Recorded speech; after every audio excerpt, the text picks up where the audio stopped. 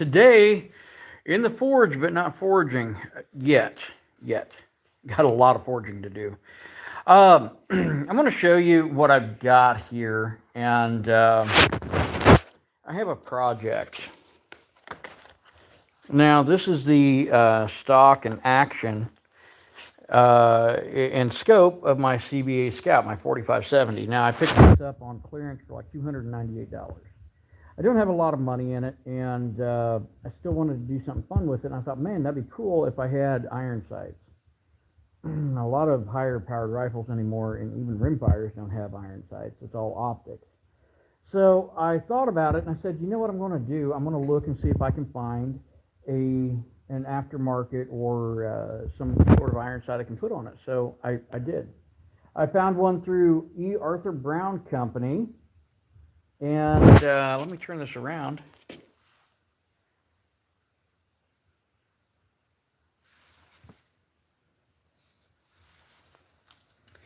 So what I've done so far, I went ahead and I removed my scope rail. And then what I did was I attached the new scope rail with the peep sight, with the aperture sight. You can see it right there. Okay. So I've got this locked into a vise here in my shop. I was going to use the leg vise, and it's just it's going to take forever to get level. So what I'm going to do, I'm trying not to bubba this, but I have the tooling that I used on my Rossi lightweight carbine, my LWC and 350 Legend. I wanted a similar setup, and they don't make that sight setup. So what I did was I ordered flip-up sights, and I drilled and tapped a section of Picatinny rail to the front, and then I adjusted from there. So this is the sight that this comes with, and it just sets on the end there. Of course, it's not going to stay there.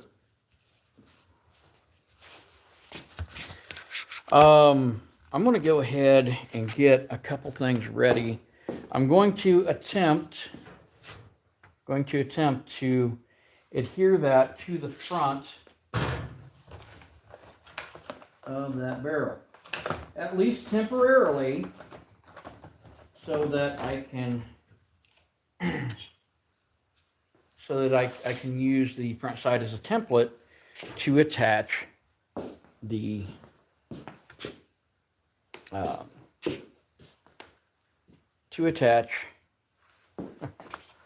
front side, so I can drill and tap it. Okay. Watch my time here real quick. Once more, if you haven't liked and subscribed yet, now's a great time to do so. Happy Halloween, your mama. Hey, whatever works for you. How's everyone doing? Okay, so the first thing I'm going to do, I'm going to move my camera just a little bit.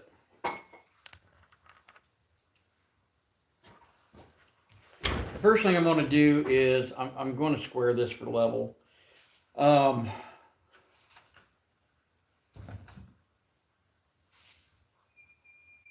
And I'm just using a string level is what I'm doing. Which this is probably not the most accurate way to do it, but I think it'll work.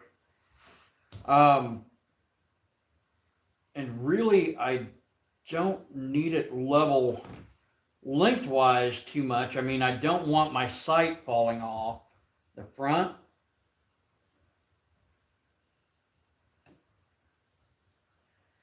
But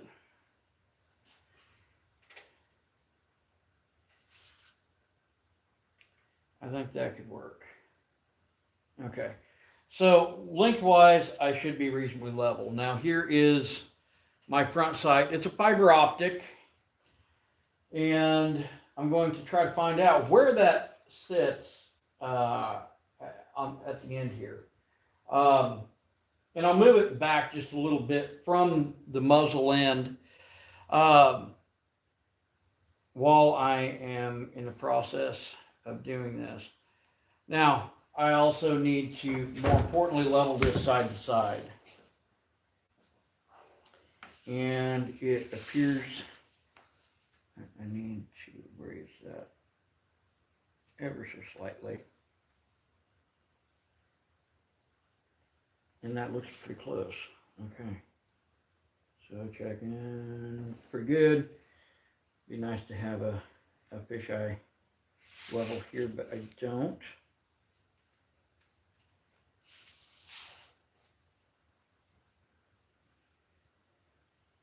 All right. Now I have already did a test drill here and drilled and tapped a piece of mild steel to see if the screw that they sent was the same. And it appeared to be, but I want to double check that it was the same thread as the tooling that I had to drill and tap. So what I'm going to do, I'm actually going to go ahead and, because it's cool in here, I'm going to go ahead and mix up some JB Weld ahead of time.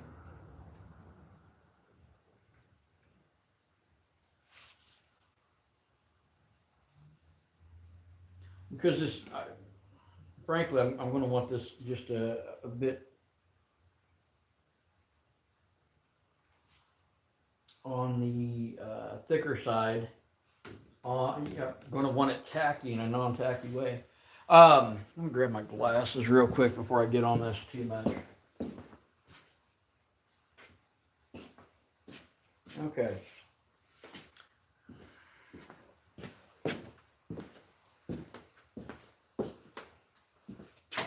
So one thing I can see right off is that my sight is definitely not squared on the front.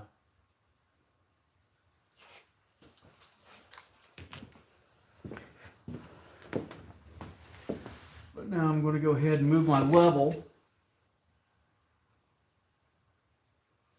And checking, it doesn't look too bad. I can go ahead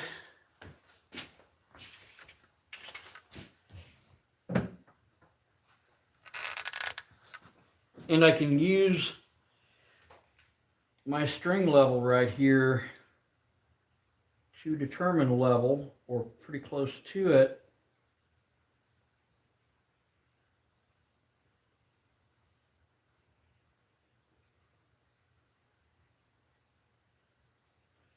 Prior to setting that. Now I am going to go ahead and check it again.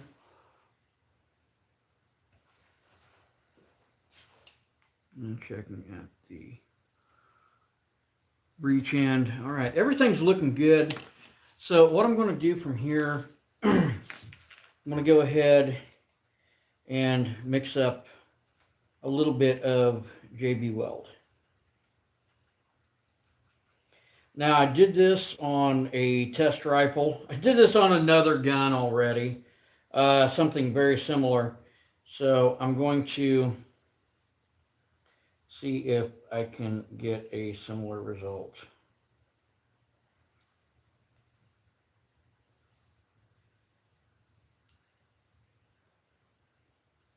I had full intent of taking this to the local gunsmith, but the information I got today was that they, without speaking to that particular gunsmith, but with the person on the phone, was that they didn't, it's hunting season, they're just so backed up on things. I'm thinking, wow, well, you better get on it, otherwise you're not going to have much business after hunting season, especially if stuff needs to be done now. But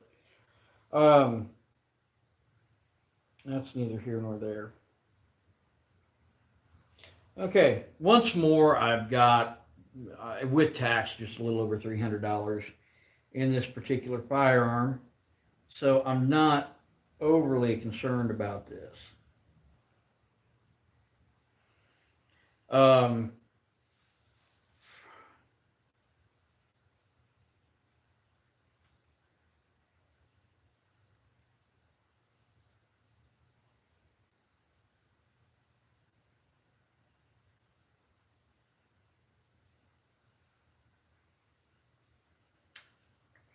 Right now, that's looking okay.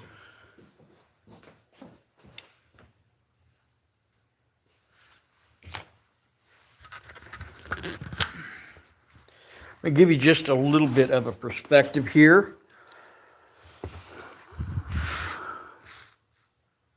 Okay, I gotta find my front sight.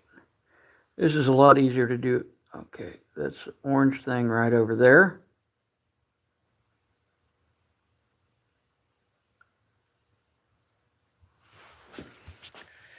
So everything's looking good so far. What I'm going to do, I'm going to check this a couple more times. That's looking good. Once more checking just to make sure that maybe, you know, if the foam that is on this, if it's compressing, that I'm showing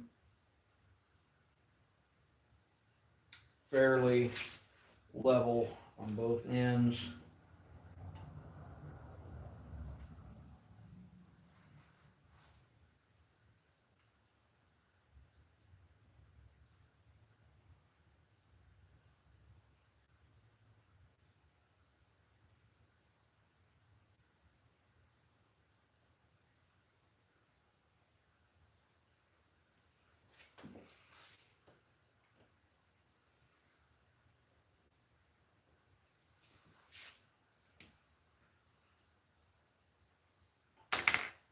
And that is how you drop your level.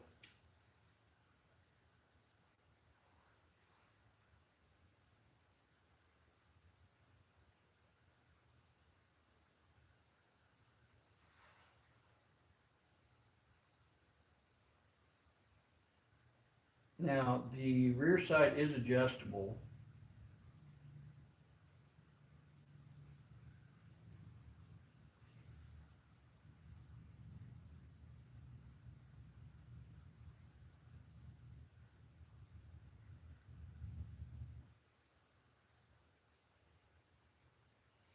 I think if I put too much downward pressure, it's going to shift this from one side to the other. So I'm just going to kind of let it sit.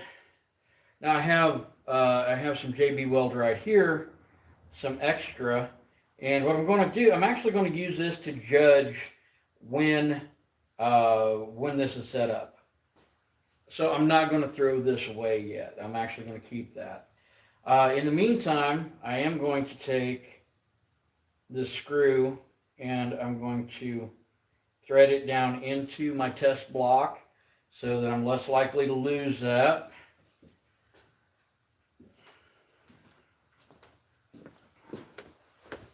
Okay. So.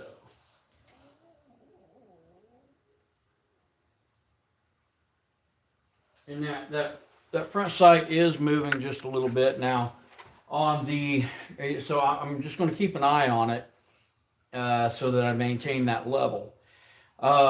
Once more, this is something that I would really rather have done at my at the local gun shop, but it didn't sound like they were going to be able to get me in anytime soon. So there's that. Once this is set and cured, because I don't want it popping off unexpectedly, once this is set and cured, I will go ahead and I will use the front sight as a template, and I will use my number 30 bit to drill down into that. I will go ahead and measure it, and then I'm going to mark that bit so I don't over drill. I mean, a 4570, this does have a substantial wall on it, barrel wall thickness, so I'm not too concerned about that. Still don't want to mess it up. And then what I will do after that is I will go ahead and tap it and put that screw in. So I did have to modify the tap here. It had a longer tip to it, and when I was doing a similar project with my 350 Legend, my LWC, the issue I had was that the barrel was not as robust as this, so I was more concerned about drilling through the drilling into the barrel itself, into the opening. Uh, so I was a little cautious about that, and I took that tip off. Now there's still a taper, um, so that it does align as it's going in. I do have to keep an eye on this because that is sliding just ever so slightly over time. Now I'm assuming that that my $2.73 string level is going to be sufficient for what I'm doing here. But one thing I am seeing is that it's likely that either the wooden wedge or the foam that it's on is compressing a little bit while this is setting here. So I am going to keep an eye on that.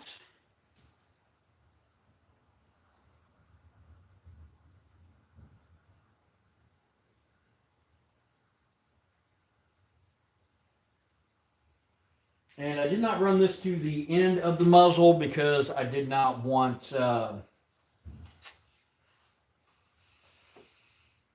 I didn't want it that close to the muzzle. You know, you got muzzle blast, you've got pressures and so forth. Now, when I look at my JB weld, it's getting quite stiff at this point. So I'd imagine there's going to be less movement here, but I'm still going to keep checking.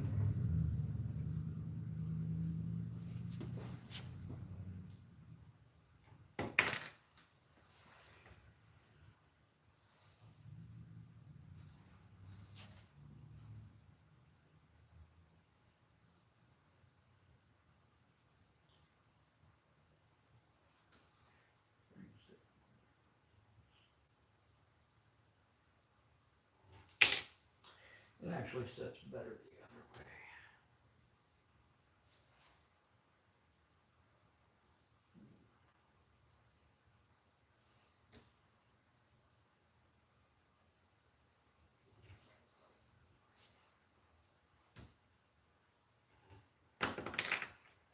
It's going to fight me the whole time, I guarantee it.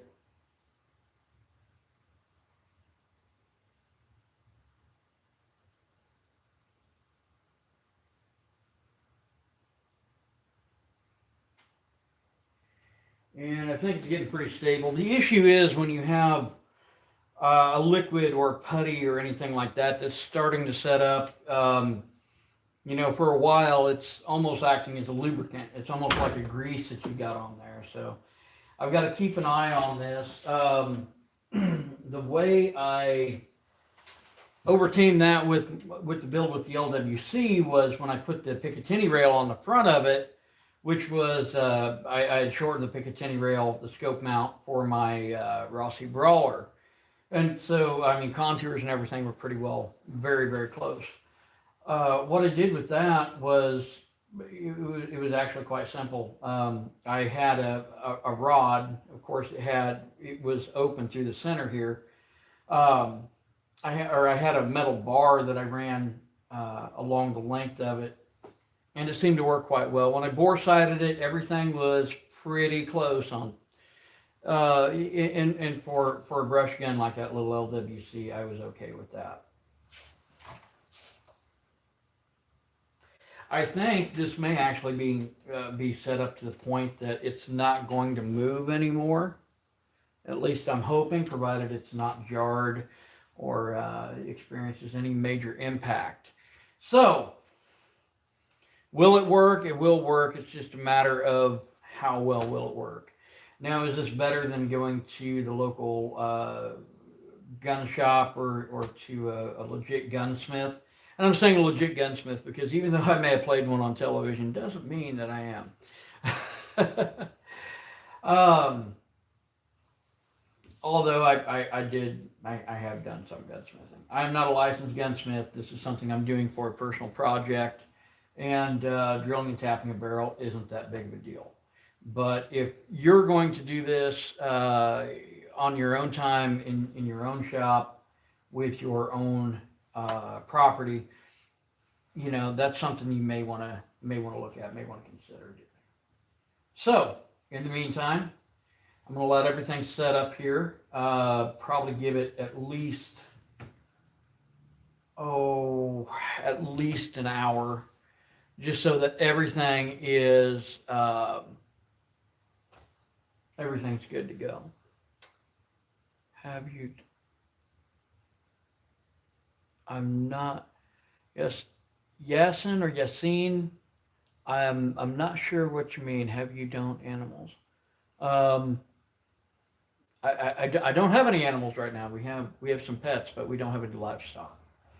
Okay, so once more, this is a process I went through that's been a bit lengthy, about 20 minutes to get everything set up and leveled, but with minimal tooling, minimal equipment required. I am looking pretty stable there. Thank you. Say a prayer for me on that one. It looks to me like that JB weld is definitely solid at this point. I want to give it time to cure, and then at that point I will go ahead and drill and tap. Now there is a little bit of adhesive spillage. If I was concerned about that, I would do something about it. Right now I'm not going to worry about it. I can always remove that with a razor blade later. I don't want to chance, like I would when I make my knives when I'm using JB Weld for fit up and so forth. I don't want to go through and apply pressure where that might shift that at this point. So checking again, not that there's a whole lot I can do, but it's not fully set up yet. That is looking good. I'll knock that off. Come back here to the breech end. Look at it, that I'm looking pretty level there. Still looking